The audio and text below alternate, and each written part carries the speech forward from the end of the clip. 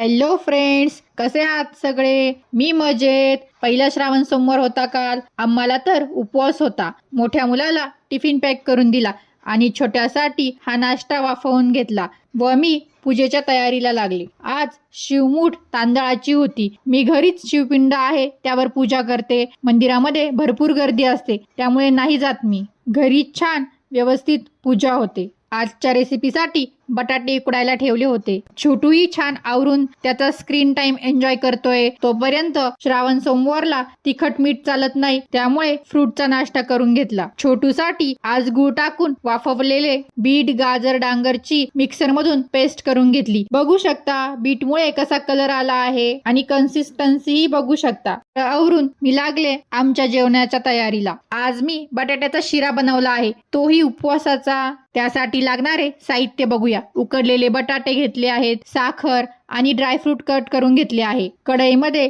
गाईचे तूप गरम होण्यासाठी ठेवले आहे. तोपर्यंत बटाटे मॅशरने मॅश करून घ्यायचे. किसून घेतले की ते खूप चिकट होतात त्यामुळे मॅश करून घेतले मी. नंतर तुपात ड्रायफ्रूट टाकून छान परतून घेतलं मी. हे परतून झाल्यावर मॅश केलेले बटाटे घातले त्यात. हे मिश्रण छान परतून घ्यायचं. थोडा वेळ लागतो पण छान होते रेसिपी. जोपर्यंत त्याचा कलर थोडासा पिंक होत नाही तोपर्यंत परतत राहायचं. छान असं परतून घ्यायचं. आपलं मिश्रण छान परतलं आहे हे कसं समजतं तर ते तूप सोडायला लागतं आणि कढईला चिकटत नाही. ते कढईपासून बाजूला व्हायला लागतं.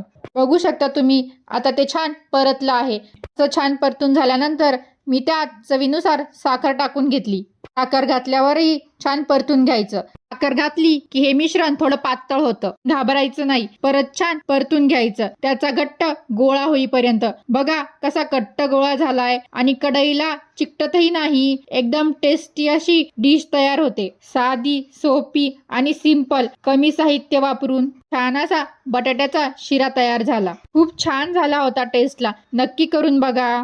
दुपारी मुलाचा होमवर्क करून घेतला. हे सगळं आवरल्यानंतर संध्याकाळचा स्वयंपाकही केला. मला तर उपवास होता भावाचा त्यामुळे मी साबुदाणा केला होता माझ्यासाठी. साबुदाणा खाल्ला म्हणजे सोमवार सुटेल पण भावाचा उपवास कंटिन्यू राहील. हे सगळं आवरेपर्यंत 8 वाजले होते. उद्या नागपंचमी आहे तर मी पूजेचं सामान आणि माझ्यासाठी काही साज शृंगार आणण्यासाठी बाहेर आले होते.